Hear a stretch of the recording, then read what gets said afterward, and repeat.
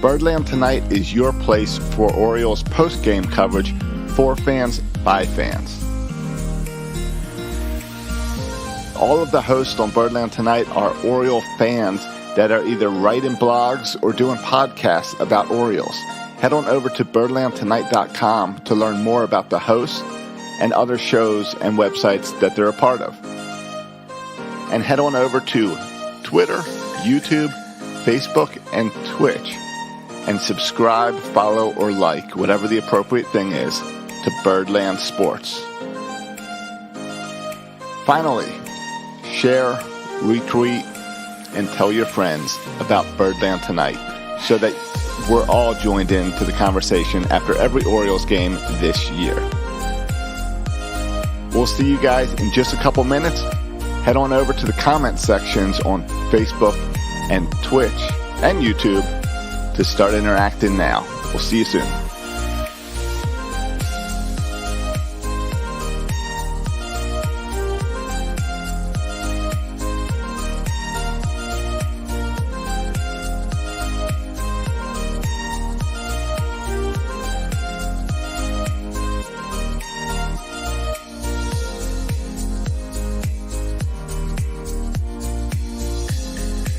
Did you know Birdland Tonight is also a podcast? Head on over to your favorite podcast app and subscribe to Birdland Tonight to get the audio of this show every morning ready for your commute.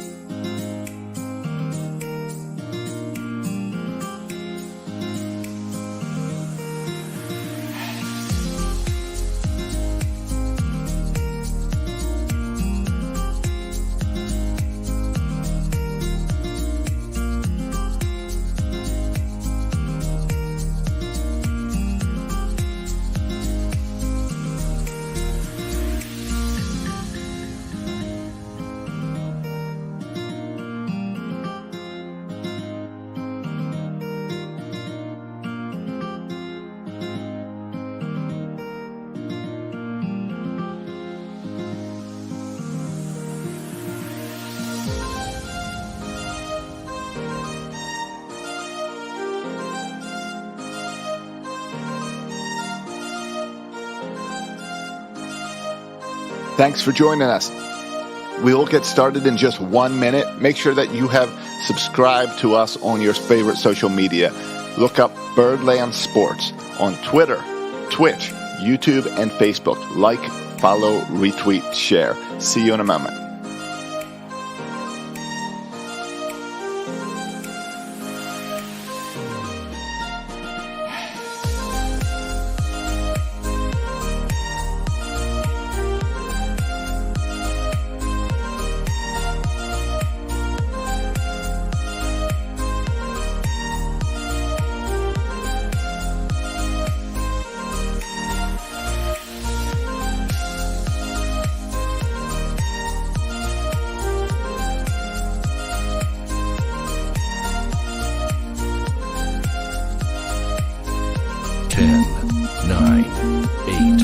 Seven, 6, 5, 4, 3, 2, 1.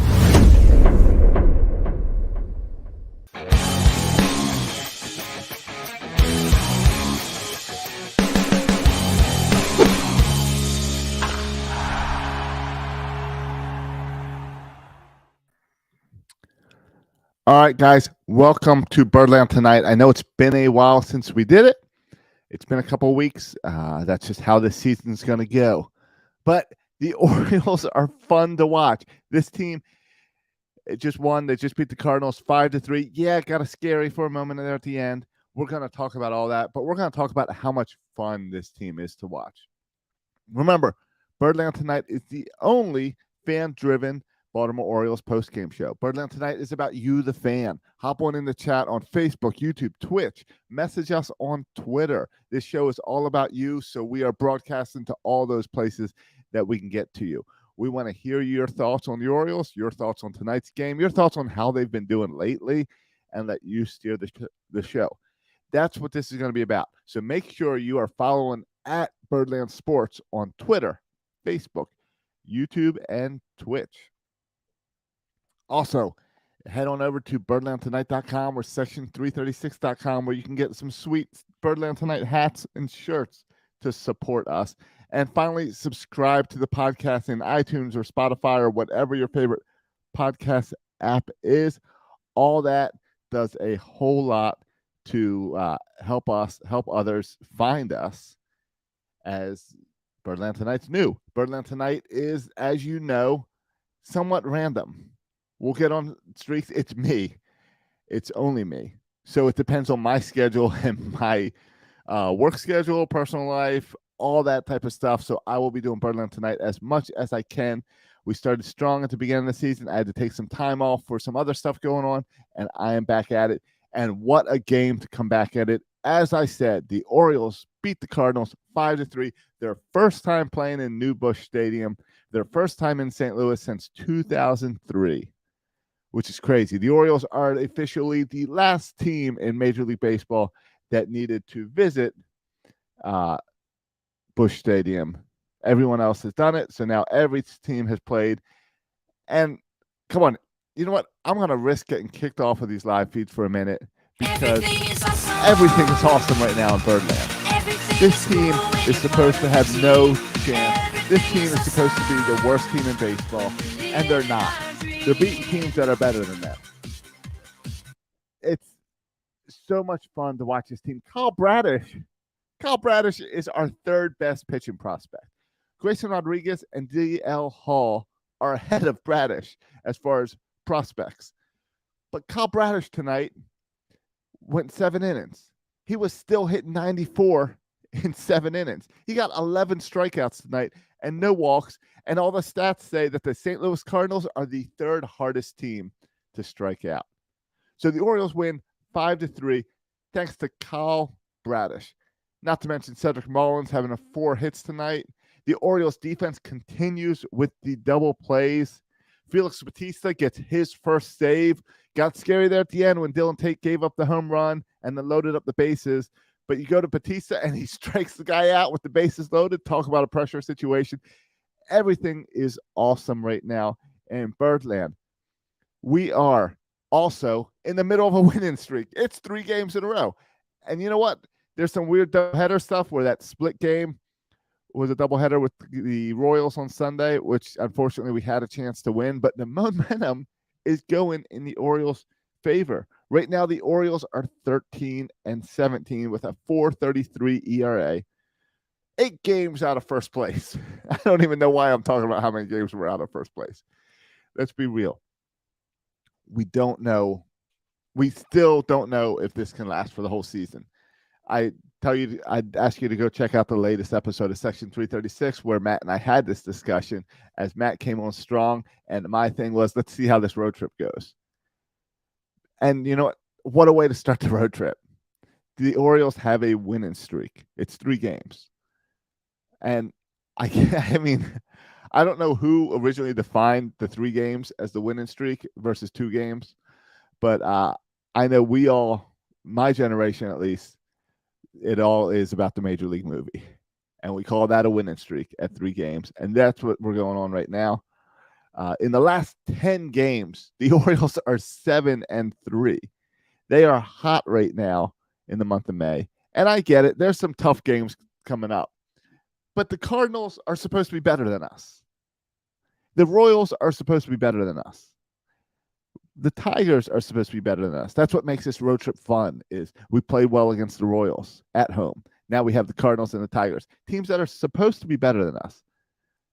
It's going to be interesting. It's going to be fun. Jarrett's over on YouTube saying playoffs this year, fire. I'm not there yet. I know some of you are. I'm not there yet. I've been burned too much by this team, especially by the pitching staff of this team. But I'm having fun. I am enjoying this team a lot. I am enjoying watching every single game. Again, Kyle Bradish is outstanding. Kyle Bradish just pitched the best pitching performance of the season so far, and he's our third prospect. What is this team going to look like with Grayson Rodriguez, DL Hall, and Kyle Bradish in this rotation? That's exciting. And I'm talking about this season. All those guys are going to hit this season. Next season, you get John Means back. There's 4 out of your 5 rotation guys. When was the last time we were able to confidently talk about having a pitching rotation? We started this season not knowing who was going to pitch behind Jordan Lyles. We knew John Means. We knew Jordan Lyles. And then we didn't know anything. We got Bruce Zimmerman continuing to pitch outstanding. And now you're going to tell me that next season we're going to have John Means.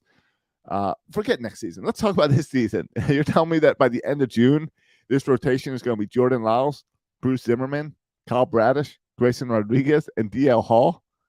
That's outstanding. And then the question comes, what do we do with the other guys? Watkins hasn't pitched horrible. Does he go to our bullpen? This team is exciting. And we still don't have Adley, Grayson, and DL, which should all make this team even better. So I'm not going to go there, Jarrett. I'm not calling for the playoffs, but I'm saying this team's fun. I'm saying this team is an awful lot of fun. And this team, I mean, pitching performances that we haven't seen ever like this. I mean, it's unbelievable how well like this team is winning based on pitching. And at the same time, we're seeing the hitting happen. Right now, if you pull up the charts, the Orioles have the 14th best pitching ERA in baseball at a 3.59 ERA. A 13-17 team with a 3.59 ERA through 30 games. The Orioles are supposed to have the worst pitching staff in baseball. They're in the middle. They're in the middle with an offense that's starting to wake up. We got 5 runs. Remember all those losses where we couldn't score 2 runs? Where we were lucky to get 2, or we'd get 1 run and we'd lose 2-1. The way this team's hitting now, we don't need to worry about that. They're going to get those 5 runs a game. I mean, like I said, Mullins 4 hits today. Mancini got a hit. Santander, we're talking about Mullins and his 4 hits. Santander got 3 hits today. Nevins got a home run. His verse. Mateo got a hit. Chirinos is batting 136. Who cares? Adley Rushman is coming like next week. Like, I think it's all a matter of when. Is it Monday? Is it Friday? Adley Rushman's coming as soon as the Orioles come back to town. So who cares if Chirino is batting 136? Chris Owens is batting 130. We got to get rid of Chris Owens. Chris Owens isn't doing anything to help out this team. But again, it's okay because in the minors, we have guys coming in. Now, are the rumors true that the Orioles wanted to reach out to Robinson Cano today? Is Robinson Cano better than Chris Owens at this moment? Probably not. In the long run, or by long run, I mean this year, maybe. Is a veteran always good presence to have in this clubhouse? I don't think it would hurt. So right now, Austin Hayes, remember that slow start? Austin Hayes is now batting 312. Ryan Mountcastle is batting 268. Trey Mancini, that everyone was concerned about, is batting 279. Cedric Mullins, that a lot of you fans wanted to dump after 2 weeks of baseball, is now batting 262. 4 hits tonight. You heard that right. 4 hits, 1 home run, 4 total hits. Mateo, 242. Mountcastle, 268. I think I mentioned that. The weakness on this team, Kyle Nevins, 167 at third base. Chirino behind the plate at 136, and Owens at second base at 130. None of those guys are part of the future. Here's what's exciting. Cedric Mullins, Trey Mancini, Anthony Santander, Austin Hayes, Ryan Mountcastle. They're all playing outstanding, and they're all future members of this team. Jared's asking, when was the last time the Orioles have had a legitimate threat at the plate with a catcher? I wouldn't count Wieters. How can you not count Matt Wieters? Matt Wieters was excellent. Yes, he got overhyped as Mauer with power. That wasn't his fault. Wieters was a legit threat, Jared. Don't you remember the don't ever run on Wieters? He threw lots of guys out. He did fine at the calling pitches. I loved Matt Wieters. I would say Matt Wieters was the last time the Orioles had a great catcher. I'm not going to go all the way back to, I mean, if you look at the history, yeah, Chris Hoyles, Dempsey. We can go back to some great Tettleton. We can go back to some great catchers. But don't come into my YouTube channel and tell me that you wouldn't count Matt Wieters as a legit threat. Matt Wieters was excellent behind the plate. Great memories of Matt Wieters on this squad, and I don't think it's fair to knock him out like that. Let's take about 20 seconds, and we'll be right back.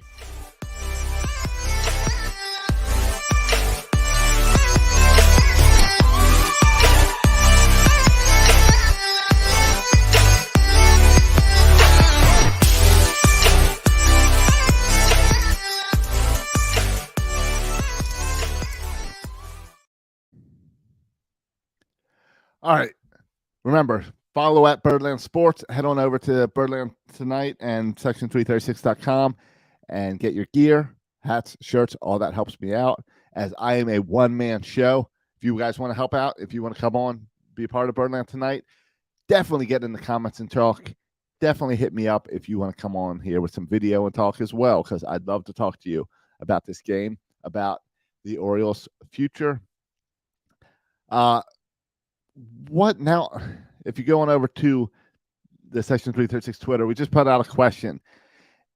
Now that this offense is heating up, now that we're seeing this pitching come together, now that we know Adley's coming, Grayson Rodriguez is coming, DL Hall is coming, and hey, if you want to know what the future looks like, go check out what's going on in Norfolk.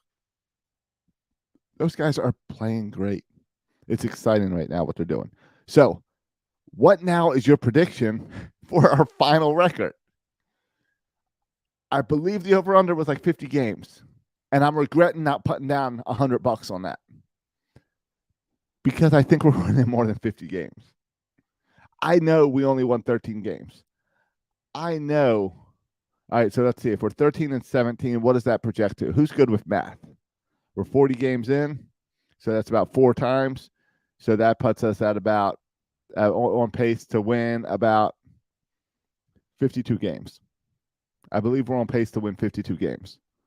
I may be doing that math completely wrong. Fill me in. If we are, let's see, if we are 13 and 17, so that's 40 games. So we're a quarter of the way through. So I would multiply 17 times 4, which would be, oh, I did my math wrong.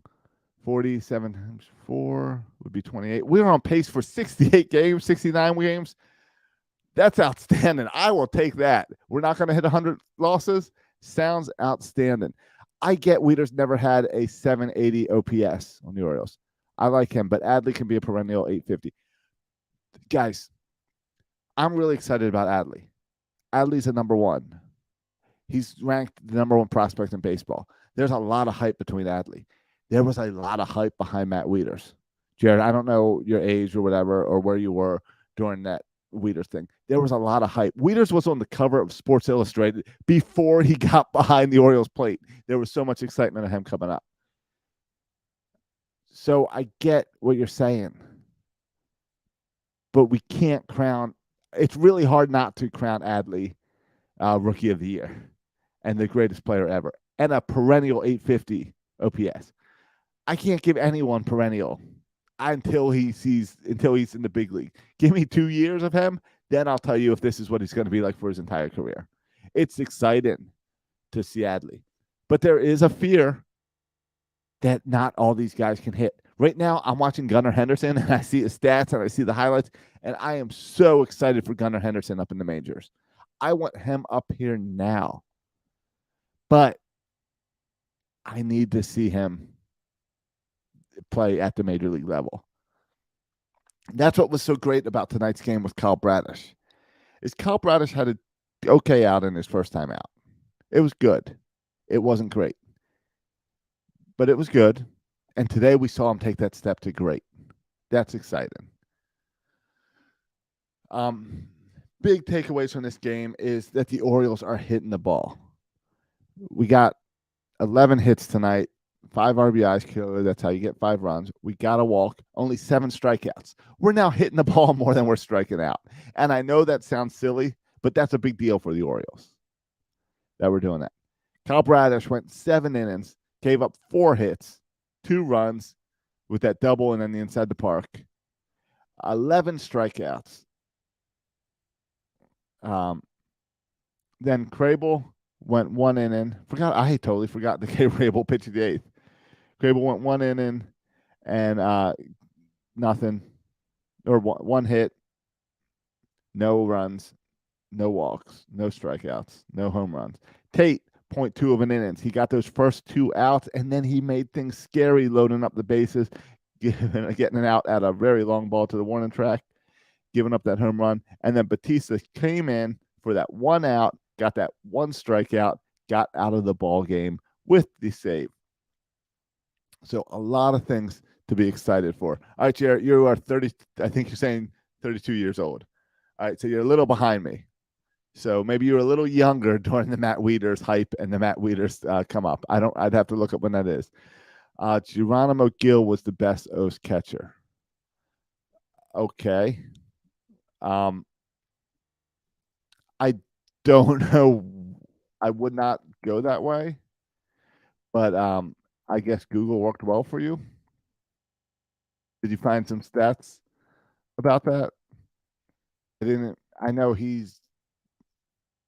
I think you just want to show up that you know this guy's name. I didn't even know that Geronimo was on the Orioles. I know the name. I don't know. I guess I know the name because of him being on the Orioles. But, 2005, I don't think we'll go with Geronimo Gil. All right. Any other big takeaways behind this game? How are you guys feeling about this team as a whole? Like I said, 7 out of the last 10 games they've won. That's exciting. Do you think this team can make a push? Do you think this team is one that after the All-Star break we're looking at and saying, you know what? Maybe this team can make a push. Or is this a team that, hey, we can get in 4th place? And for me, I'm happy if we're going to be ahead of the Boston Red Sox. I'll take that. I like that, especially when we're not supposed to be doing anything. But you want to have some fun. You want to convince yourself that the Orioles can do something. Take a look at the Orioles schedule. Particularly, look at the month of June. Because we're in May right now. So we've got some tough games. After this road trip is Cardinals, Tigers. Those teams are supposed to be better than us. Let's see what happens. Great way to kick it off with the 1 win. We then have a really tough stretch. Yankees in Baltimore, Rays in Baltimore. Then we go to New York. That's really tough. All right. There's 9 tough games. Rays always play us tough. Yankees are clearly way better than us. That's really tough. But do me a favor. Go to your schedule and look at May 27th, and let's look ahead of that. Because on May 27th, we play the Red Sox for a weekend. 4 games. We are better than the Boston Red Sox. We really are. And the standings show that, and we can beat the Boston Red Sox. We can easily take 3 out of 4 right there. After that, we get the Mariners. The Mariners are not a great team. We can play good against the Mariners. We then get the Cleveland Guardians. Man, I want to say Indians. But we get the Cleveland Guardians. Then we get the Chicago Cubs. Then we get the Royals. Those teams we can beat. We get the Blue Jays. That's going to be tough. We get the Rays. That's going to be tough. But then we get the Nationals. The Nationals are a joke. Have you seen the Nationals? The Orioles are going to be better than the Nationals. Then we get the White Sox, and then we finish the month of June against the Mariners. Then we got the Twins, Rangers, Angels in Baltimore. We played the Angels really good in California. We get them in Baltimore. Then we get the Cubs and the Rays again. We don't have to play the Yankees again until after the All-Star break once we finish those 6 games. The Rays are going to be tough. But there's a lot of winnable games after that series with the Yankees as we get through the second half. Like there's enough that the Orioles could legitimately hit the All-Star break above 500. And it's really not something I expected this to be saying here. It's not something I planned on. But when you've got pitching that is currently the 14th best in baseball with a 3.59 ERA, with a whip of 127, which is around the middle of the pack as well, 22, there's stuff to be excited about. When you have your players that you know are part of the future of this team hitting the ball well, when the team is having fun, the home run chain is a whole lot of fun because it's like something a high school, middle school, little league team would do. It's guys having fun with each other. The little Call of Duty goggles, I don't know what it's about, but I know it has some reference to Call of Duty. It's fun. Baseball is fun in Baltimore right now, and that's what really matters, is these guys are fun to watch. So I am enjoying them. I think you guys are enjoying them, and I am legitimately saying I'm not ready to jump on the playoff bandwagon. I'm not ready for there yet to go that way. But, I mean, we did this before. We've had fun. We think of 2012. We think of 89. I was looking. I thought I had that music here somewhere. I was going to hit the Why Not music. You would think I'd have it on here, but I've just moved to a new soundboard, so everything's kind of been rearranged. But why not? This team is surprising all of us. So why not go ahead and get excited for this team? This is a great time to get on this team because we're not going to win the World Series this year. I get that. But learn this team now.